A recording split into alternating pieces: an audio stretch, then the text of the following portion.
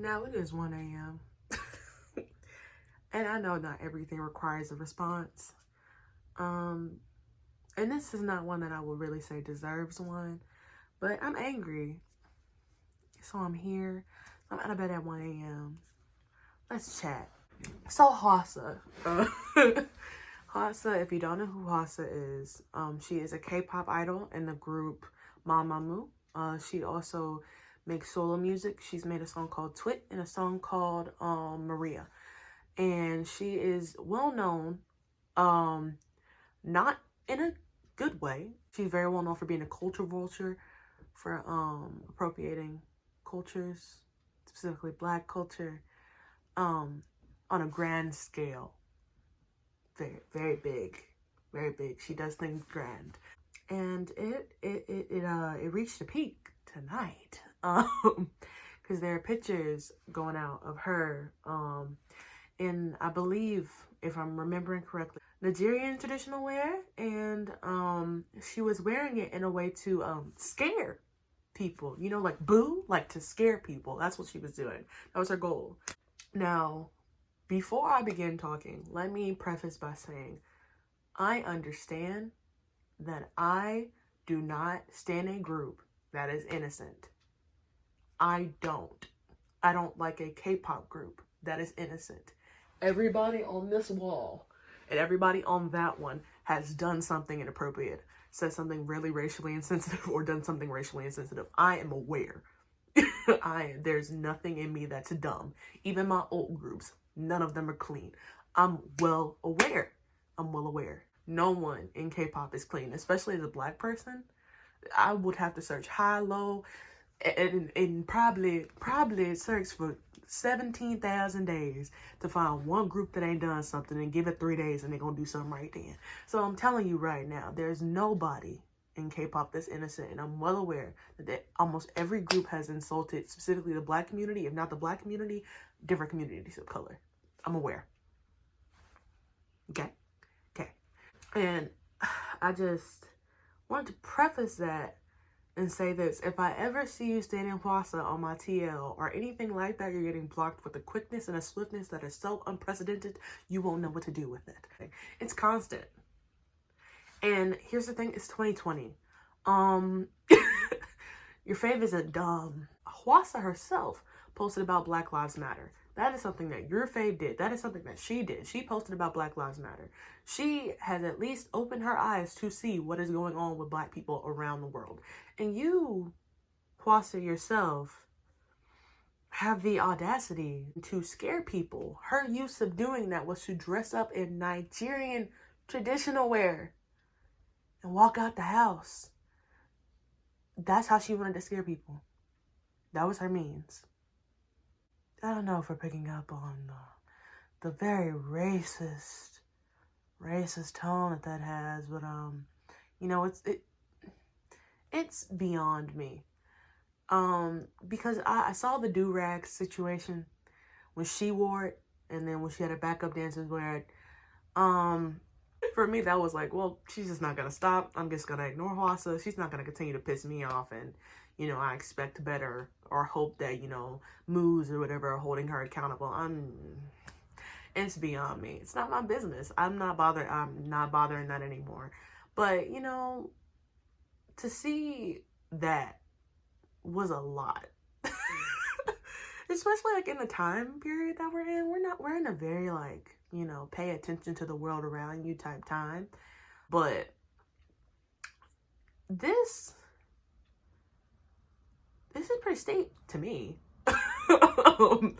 And you know, I've watched a lot go down, from the Jongdae Kunta Kinte stuff to that new group doing that really insensitive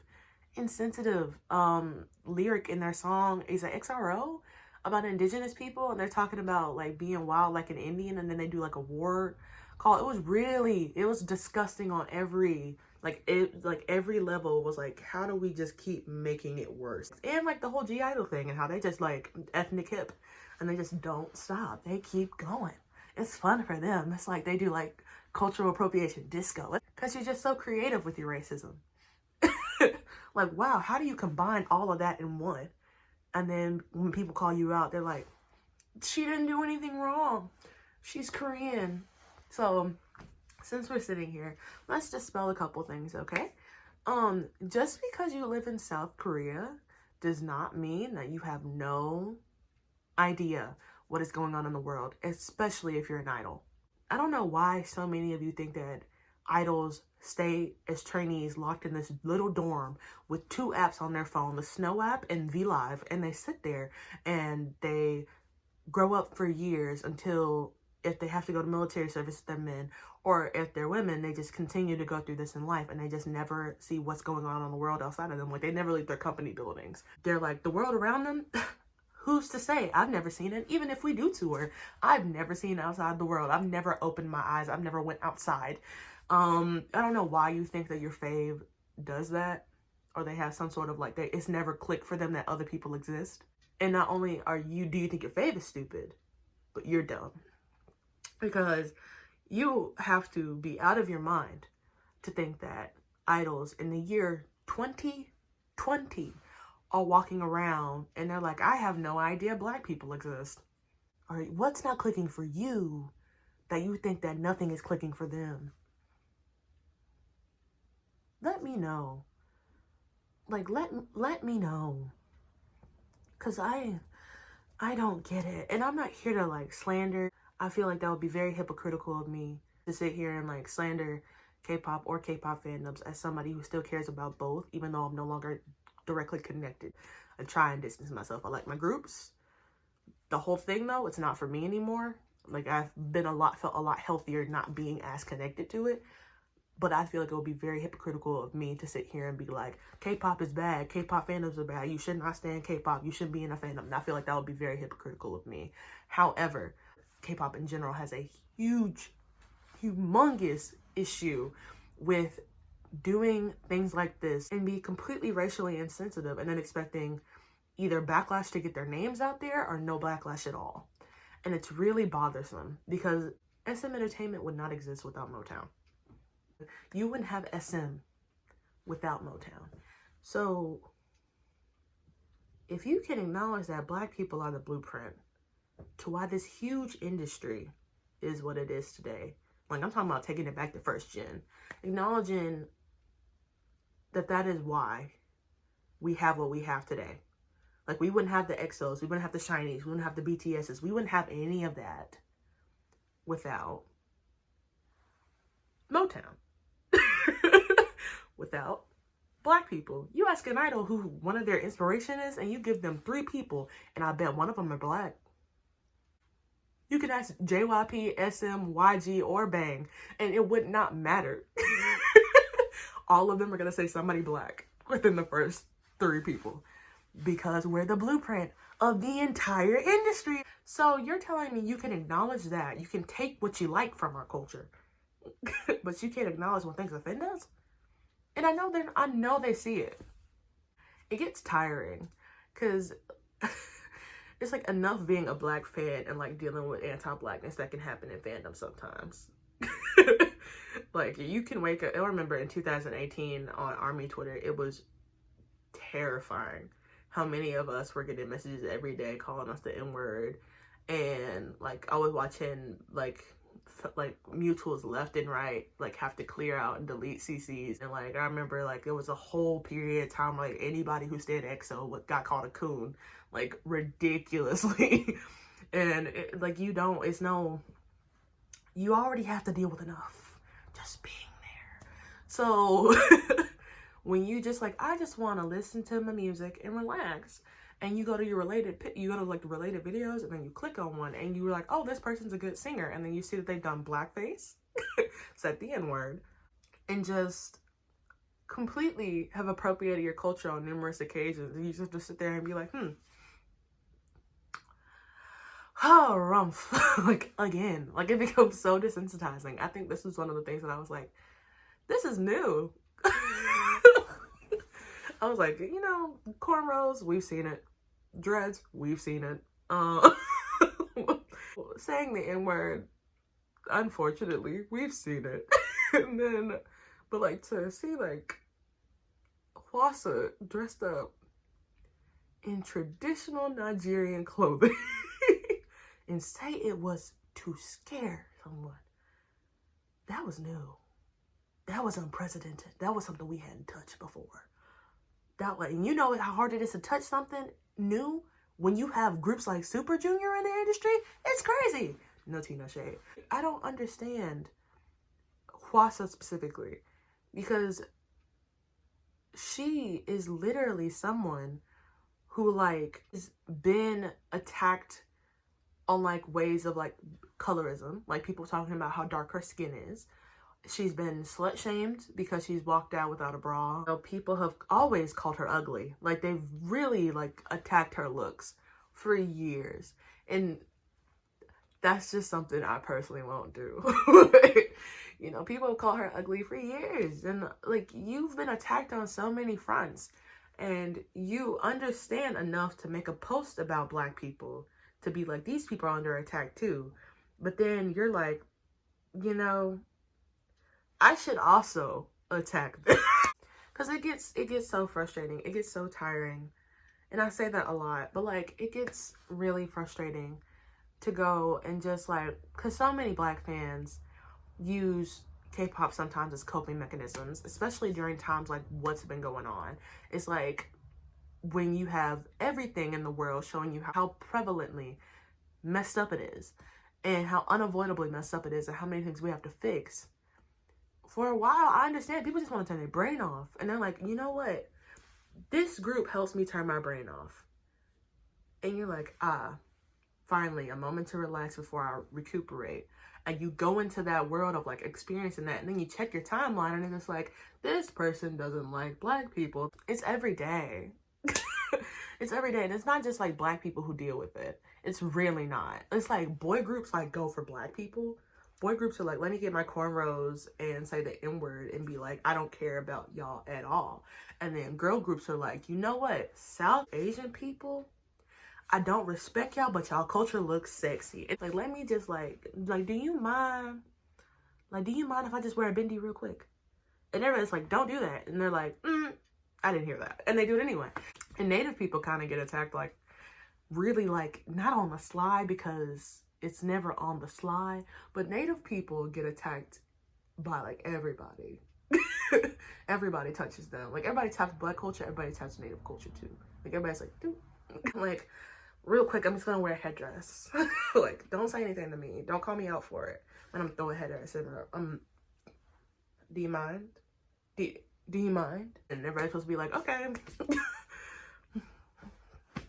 Not again. All right. I just want us to not have to do this all the time.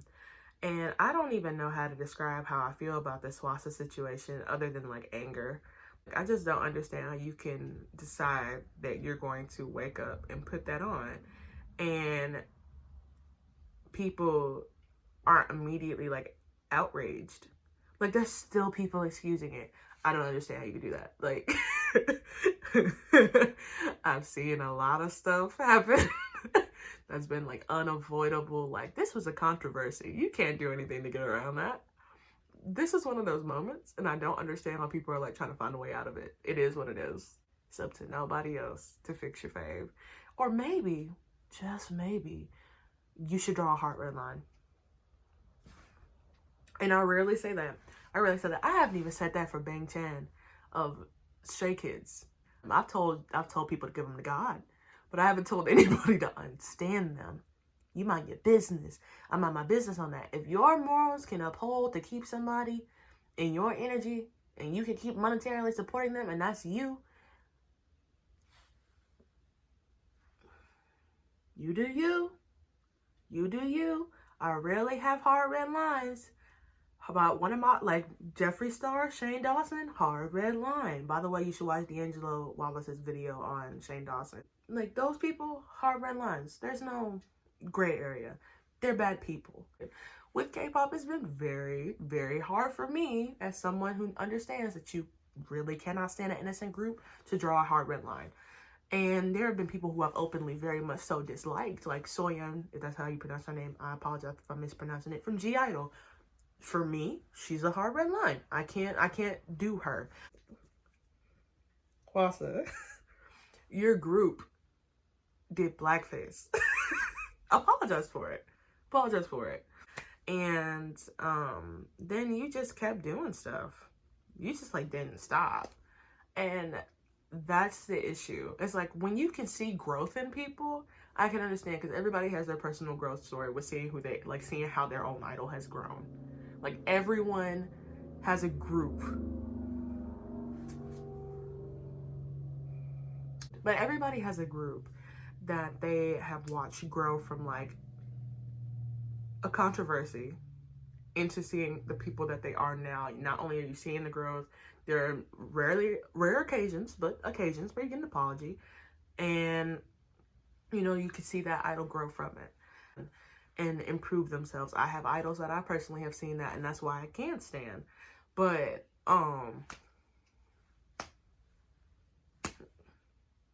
Kwasa, you can sing, girl. You can sing your face off. You can do that.